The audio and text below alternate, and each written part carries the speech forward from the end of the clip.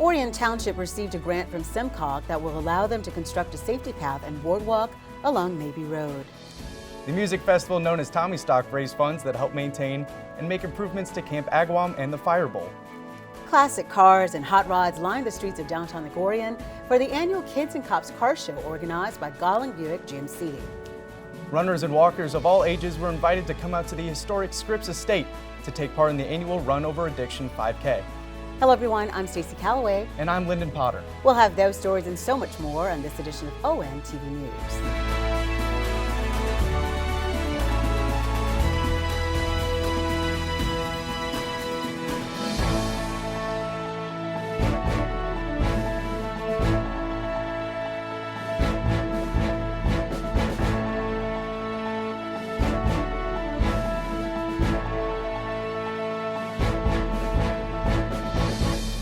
Orion Township has more than 47 miles of safety paths that allow pedestrians and bicyclists to travel to parks, schools, and trails like the Paint Creek Trail or Pollyant Trail. Recently, the township received a grant that will allow them to address a difficult area. On Tuesday, August 5th, representatives of the Southeast Michigan Council of Governments, or SEMCOG, visited Orion Township Hall for a very special check presentation. Each year, SEMCOG distributes $10 million in federal funding as part of its Transportation Alternatives program. This year, Orion Township was selected to receive almost $826,000 to construct a safety path along Mabee Road. It allows us to build this connector pathway, 860-foot boardwalk across the wetlands on Mabee Road, and we've been looking to add this connector for a very, very long time. Very expensive project, so we're excited. This is coming from a specific bucket of money. I talk about buckets of money all the time that needs to be used for transportation alternatives. So I've already had residents saying we could use that money to fix roads. That's a lot of money, and it is a lot of money. But this money, the TAP program, is specific for these types of walking and biking types of projects. So we are thrilled that SEMCOG agreed the importance of this crucial connection. It's not just for Orion residents. It connects us to Independence and downtown Clarkson, and there's a giant trail network to our west, and to those folks from the west to come visit us in our downtown and hit our trails. So it's amazing. And like I said a few minutes ago, I've run into a couple residents that live in that area that say, you know, that is a paved road. The pavement condition is wonderful, and cars go very quick down that road. So it's a huge win for our community, a safe place, and it will be beautiful. You know, that's the other thing. It's going to be a gorgeous place to take pictures. There'll be some benches, so even if you're not an avid biker or runner, you can still walk there and enjoy nature. We're really excited. The proposed project is similar to the boardwalk that was constructed along Clarkston Road near Camp Agawam and the Van Tassel Bridge near Clarkston and Kern Road, which was the township's first project funded by SEMCOG's TAP grant. Well, the mission of SEMCOG includes that we have a connected, thriving region, and by being connected, there's a lot of ways to be connected, but having pathways across the entire region that connect to regional trail systems is one element of that. So that helps, what you're doing in Orion Township helps meet the need of what we're trying to achieve as a region. So what's the timeline on this project? When do you hope to get started, and how long will it take? So the process has already started. We've already authorized our engineers to start the work. We have soil borings already starting. Ideally, it would be 26 before construction, and probably final wrap up by 27. SEMCOG is already accepting applications for fiscal year 2026 through 2029. For more information on TAP grants, visit semcog.org. In 2014, Orion Township purchased the Boy Scout camp known as Camp Agawam to prevent it from being developed. With support from the community, the 140-acre camp continues to be a hidden gem in a rapidly evolving community. The organization known as the Friends of Camp Agawam kicked off the 11th annual TommyStock Music Festival on Friday, July 25th, with performances at the newly improved Fire Bowl and entertainment and refreshments at the Tiki Bar near the beach at Tommy's Lake. Money raised at the three-day festival helped the organization maintain the former Boy Scout camp and make improvements to the concert venue. We built the stage, got rid of the old Boy Scout fishing docks, and now have a real stage that was built by Rockworks, our partner out here that's done all the stonework. We've added a third more seating. with the expansion and a couple new stone fire pits that are just absolutely gorgeous. On Friday, the Pearl Jam tribute band Porch performed, followed by the Sea Monsters, which is made up of members of the band Sponge. On Saturday, the highlight of the evening was the band Rockstar, who entertained the crowd with rock songs from the 80s. Between shows, representatives of the Orion Community Foundation presented a check for $10,000 to the Friends of Camp Agawam. All right, good evening, everybody. On behalf of the Orion Community Foundation, which Matt and I sit on, along with Chris Barnett, Jim Dalkey, and Ryan Skelnick, we are here tonight to present a very special honor to the Friends of Camp Agawam. This beautiful evening, we are going to present them with a check for $10,000.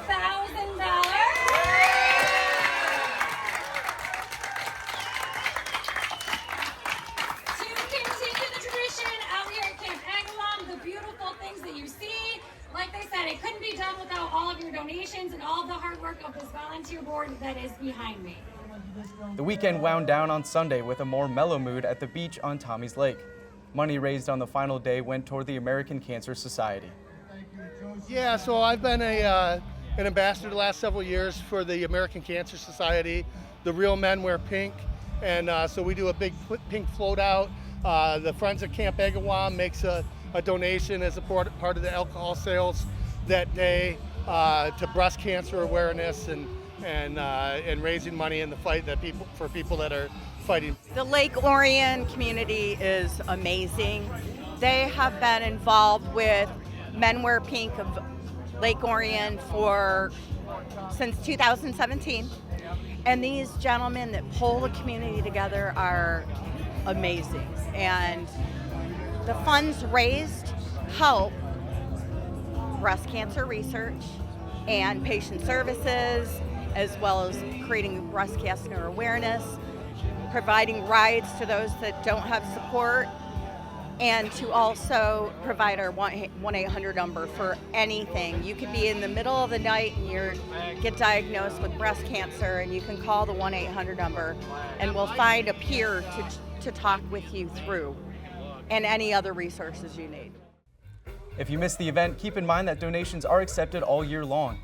Visit friendsofcampagawam.org to make a donation, volunteer your time, or to become a sponsor.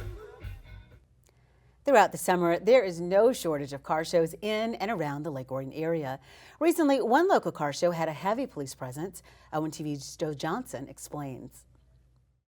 On the morning of Sunday, July 27th, the streets of downtown Lake Orion were closed to traffic for the annual Kids and Cops Car Show, hosted by Gowling Buick GMC and benefiting the Lake Orion Police Association.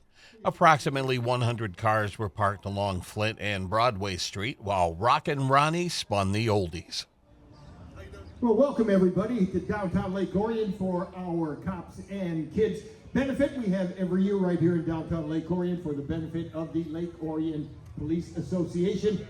Ronnie's a classic of classic for car shows and emceeing things. He does our Christmas parade, he does our Holly Jolly too. The day is perfect. I mean, it's getting a little warmer now, but this morning it was cloudy, it was 70. There's a great bunch of cars that come out, and people have come up to tell us that they look forward to this show. The setting, being in the village, it's just like these guys were back in their hometowns, wherever they came from. A lot of these guys are from little towns, and brings back memories for them. Started in 2015, the annual event raises money through donations, a 50-50 raffle, and a pancake breakfast at Johnny Black's Lake House, benefiting the Police Association's Kids and Cops program. It's a great cause. We really do appreciate people coming out because it means a lot to these police officers, the reserve officers, that they know they have something coming in that they can do things. I mean, not only with the Christmas shopping, but they also open up Blanche Sims to the kids that go to Blanche Sims on Friday nights. I think it's once a month.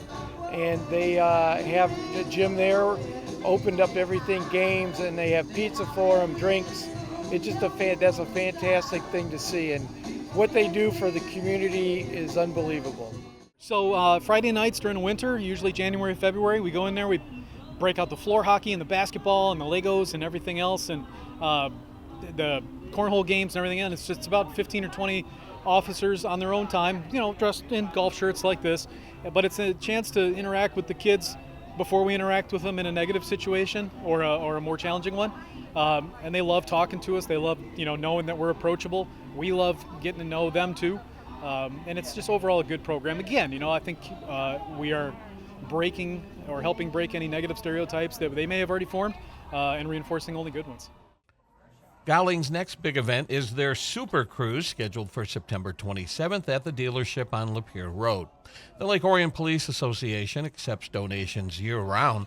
Visit their Facebook page and look for a QR code that will allow you to make a donation. You can also drop off a check at the LOPD made out to the Lake Orion Police Association. For more information, call 248-249-1235.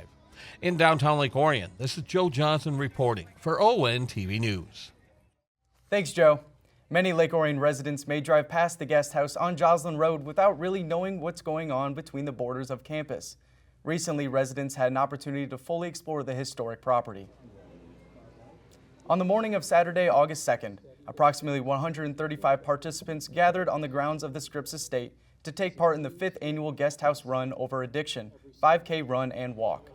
Runners gathered at the starting line at the archway of the Scripps Mansion, and at 8:30 a.m., the race was underway. Ready, set, go!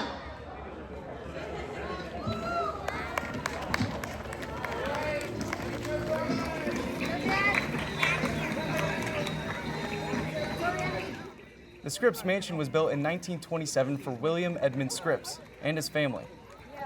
Scripps passed away in 1952, and much of the property was sold at auction, divided into park space in what is now known as Canterbury Village. In 1956, the mansion and its surrounding acreage became Guest House, a treatment facility for Catholic clergy suffering from various forms of addiction, including substance abuse, eating disorders, hoarding, and more. The mansion served as the original treatment facility, but new facilities for men and women have been constructed on the campus. Well, because we're an addiction treatment center, one of our goals is to raise awareness about treatment for everybody, not just for clergy and religious. We're also a member of this community. We want to have people have the ability to be on our campus and see what we do and get to know us a little bit better. The course took runners and walkers out on the Pollyann Trail before returning to the finish line where they started. Crossing the finish line first was 31-year-old Jacob Worth of Lake Orion, who finished with a time of 21:41.35. What brought you out to this race today? Have you taken part in it before? I have not. Just had friends deal with mental health awareness, and I just wanted to just make it more known for everyone around the world and local people dealing with mental health just like as I have. So, what's it like being able to come onto this campus, seeing this building, seeing the grounds? Yeah, it was a gorgeous run. Just seeing this facility. I've lived in Lake Orion my whole life. I've never been back here, and it's amazing. It's very surreal and serenity. It's awesome. All participants received medals as they crossed the finish line. Those who finished first in their respective age groups received an additional medal during the closing ceremony. For more information on the guest house and the services they provide, visit guesthouse.org. Lake Orion Rotary was originally founded in the 1930s to provide service to the community, but due to declining membership, the club was eventually dissolved. However, in 2006, there was enough interest to bring it back. Today, the organization partners with the high school, Chamber of Commerce, and other organizations to address needs in the community. On the afternoon of Saturday, August 2nd, the Lake Orion Sunrise Rotary Club hosted the 9th annual seafood boil at the home of Mark and Monica Vizina, who told us what visitors can expect this year. They can expect a lot of really darn good food. Most of it shipped up from Louisiana. All of it made with a lot of love by our Rotary Club members here last night and today. And you can see the catfish in action right now. We've got the hush puppies going right now, and the first boil is going to be coming out in about 30 minutes. Yep. What's going into that pot? It is going to have shrimp. It's going to have crawfish, potatoes, corn, mushroom, garlic, onions, sausage. The annual seafood boil acts as a fundraiser for the Rotary Club, whose mission is to serve the community, the country, and the world as part of Rotary International. So first 6 years was to build an operating room. So year 7 and 8 in this one is to build 15 new chemotherapy beds at the Children's Hospital in Columbia, Casa del Niño. And we're going to be buying the infusion pumps, the monitoring equipment, all the things for kids who unfortunately have cancer to be able to get treated by the hospital down there. Part of this money is also going to go to support the build out of a pavilion for children with cancer. It's too hot for them to play outside, so they need to have some temperature control, and this is going to go a long way to allow them to be kids while they're dealing with something very scary. Talk about the Rotary and its importance in the community. Oh, it's hugely important here. It is both a service organization and domestically, we support beds for kids, indigent families who can't afford beds. We buy everything soup to nuts and deploy those beds for families that NGOs identify. We take care of Greens Park. We take care of the Pollination Park on Polynesian Trail. We just picked up another park here. So, we're a service community, and our motto is passion and action. For example, something that you might never notice, right? We're working to replace the flags around the Lake Orion light posts. They're looking a little tattered, and so those are the kinds of things Rotary does for the local community. We just got word that the grant, Donna, one of our members, just got her very first grant approved yesterday, and so we're celebrating that today as well too. So you'll see all new flags in downtown Lake Orion pretty soon. The Lake Orion Sunrise Rotary Club meets at 7:30 a.m. on the first, second, and fourth Thursday of every month, with a planned social on the third Thursday at the United Methodist Church on Flint Street. For more information, you can call 248-830-4558 or visit their Facebook page, which includes a link to their website. Throughout the year, Orion Township Parks and Rec offers residents fun events like 5K races, the Summer Sizzle, and community garage sales. Recently, families were invited to come out to Friendship Park to make some noise. It's not every day you get to climb inside a fire truck, sit behind the wheel of a bulldozer, or honk the horn of a semi. But at Lake Orion's Big Rig Gig, that's exactly what families came out to do.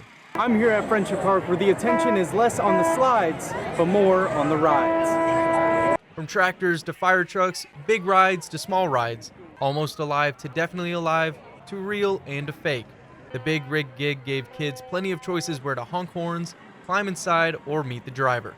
Great to see all the community come out here, especially the young kids that come out to check out all the different vehicles. It shows the community that what a vehicle looks like, and especially the young kids, so you can see that the police vehicles out there helping the community. The event was free to all families, giving every kid the rare chance to climb inside their favorite vehicles. Oh, I just hope it brings everybody out and makes them excited about the fire department. We have some brochures and some literature to hand out. I just hope it helps everybody at home. Oh, that's the best part. That's the best part. Every little kid wants to see a fire truck. They like seeing us go down the road, maybe in their neighborhoods, but then now they can actually come up and they can see the trucks, get in them, touch them, do that kind of thing. The Big Rig Gig has no signs of slowing down and draws in a crowd for a free, family-filled night of fun.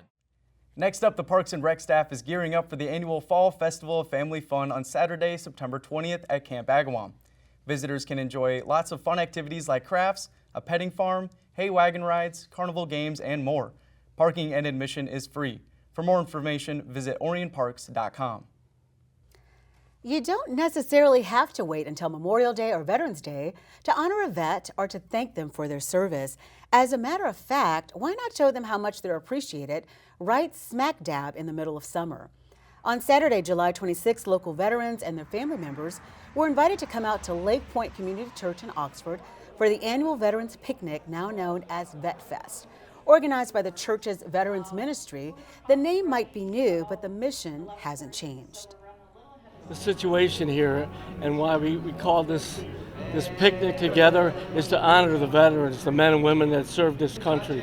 That's our basic thing that we do here, and we're proud to have people here and come to our church, Lake Point Community Church. So we love serving the veterans. We have a great crowd out here now, and just so proud and thanking Jesus for this time that we were able to serve them as they had served this great nation.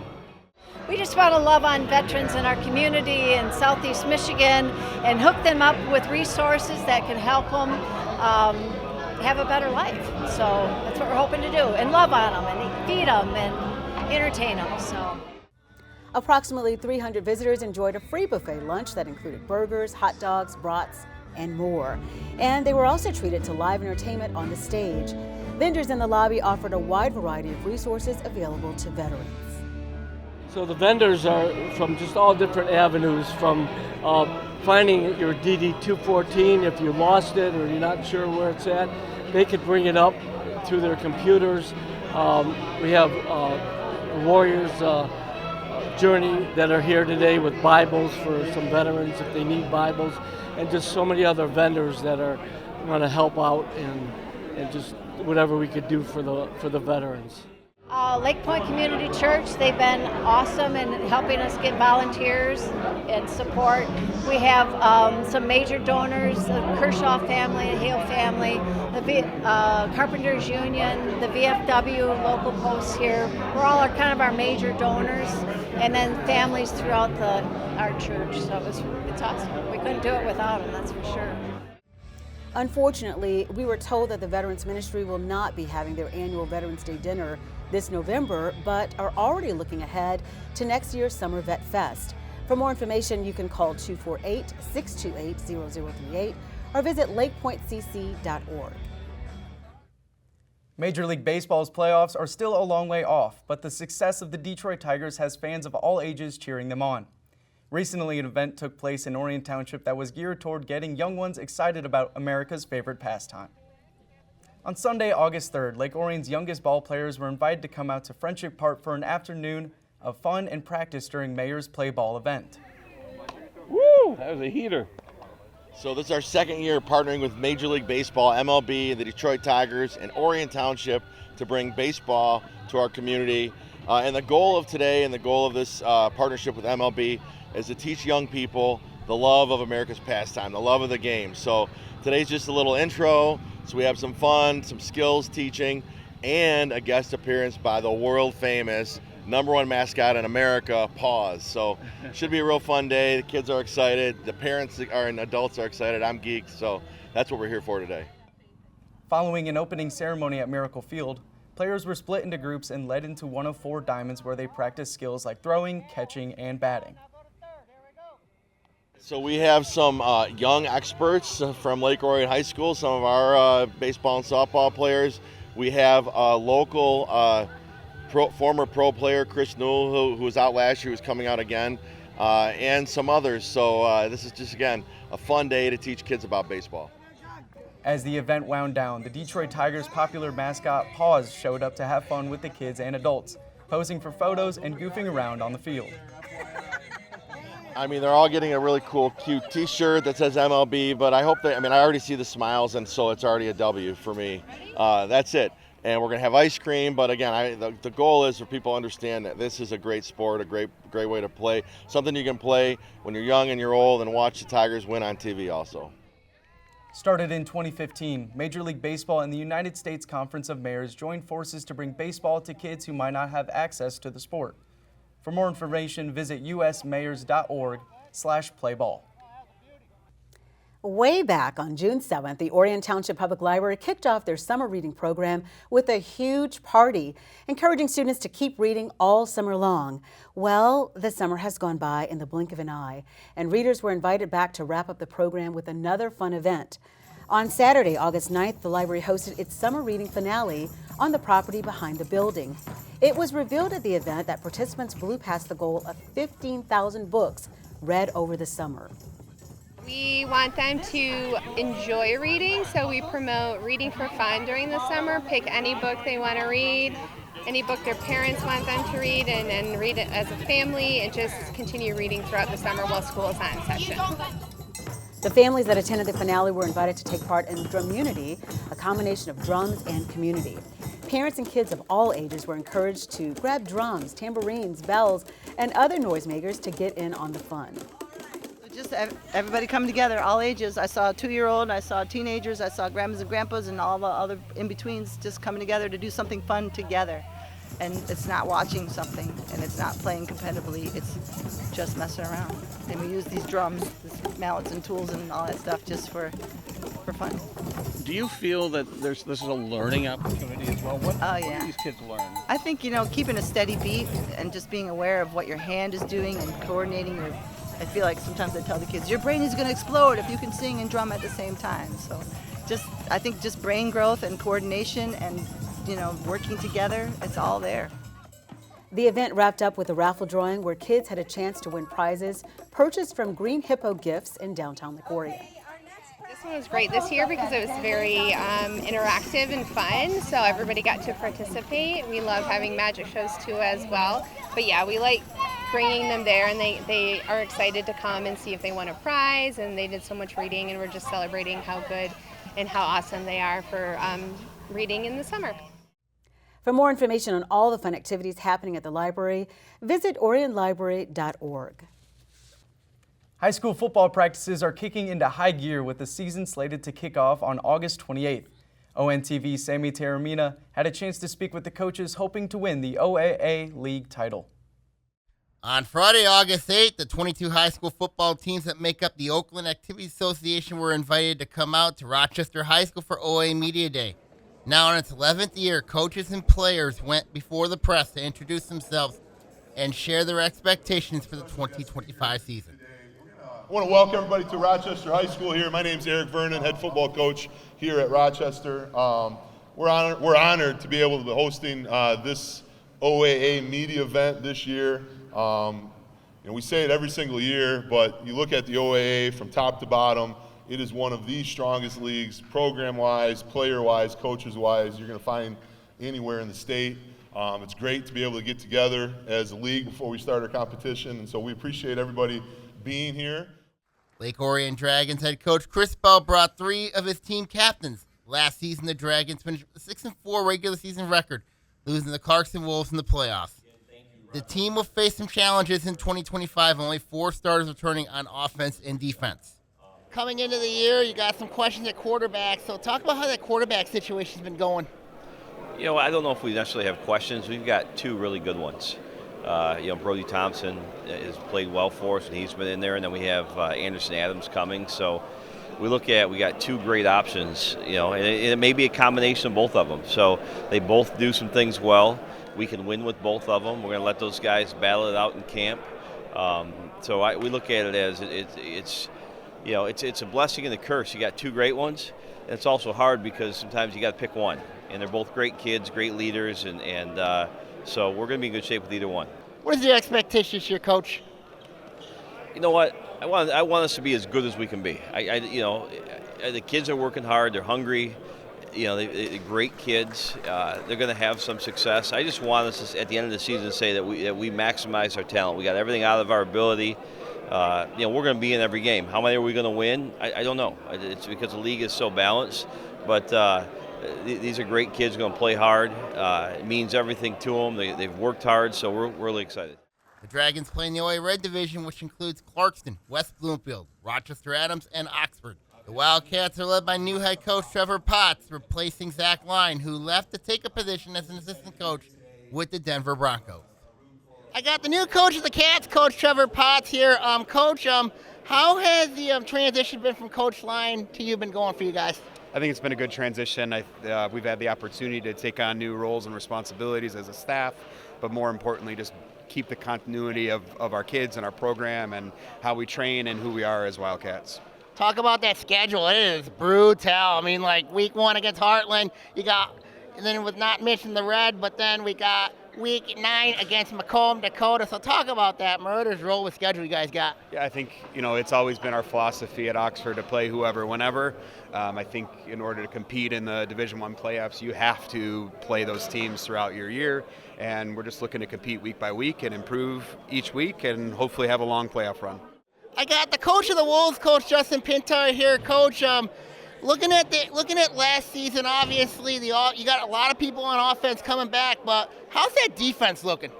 We're excited about our defense. So we got a little bit of we're gonna have some new faces up front, but the back half of the secondary and our linebackers especially are going to be guys that are all returners. So we'll have 4 guys that are kind of overhang linebacker positions. And that played a lot for us last year and should be kind of key pieces of this team. And then our secondary will replace a couple guys, but we really like the talent that we have there and feel good about our skill positions on both sides of the ball, really. I got Coach of Fear the Veer, Coach Tony Vitrino here. Coach, obviously, how's Rhino's process going? He's doing great. His foot's healthy, his body's healthy. He played a whole baseball season, and he's really hungry to get back on the field and try to help our team win. Talk about Romeo week 1. I mean, that is just insane. Last year, you guys had a 14-0 lead. Romeo came back, tied, and took the lead. You guys opened up with them, so now you have them at home this year. So talk about that matchup. Well, we know traditionally they're a great program. They're well coached. Coach Renas is amazing, and we know a lot of those guys. And we know if we're not our best, they're going to beat us. So you want to have a great opponent week 1 because it forces you to get ready as soon as possible. So we're excited to host, and hopefully we can sneak out a win. I got the coach of the Lakers, Coach Zach Hilbert's here. Coach, last season, had a game of inches, and sort of like the movie The Game of Thrones. I mean, so talk about the grind of last season and almost like that movie, The Game of Thrones. The schedule is always going to be tough. It's not unique to us. It's anybody in the OAA Red with who we play in the league and the crossovers and whatnot. And we thought we competed with a lot of teams. We just didn't come out on the right end of a lot of those games. And unfortunately, this is a results business, and we all deeply care about the process of, becoming better people, better players, and better individuals. But we want those results just like anybody else does. So our main focus now is, competing, but also ending up on the other side of those. The Lake Orion Dragons open up the 2025 season at Wayne State as they will take on the Mustangs of Northville. That'll be a 7 p.m. kickoff. The Dragons will open up the home slate on August the 5th as the Stony Creek Cougars come to Dragon Stadium for a 7 p.m. kickoff. From Rochester High School, I'm Sammy Termina, ONTV News. Thanks, Sammy. And with that, that'll wrap up this edition of ONTV News. On behalf of the hardworking ONTV News team, I'm Stacy Calloway. I'm Lyndon Potter. Thanks for watching. We'll see you next time.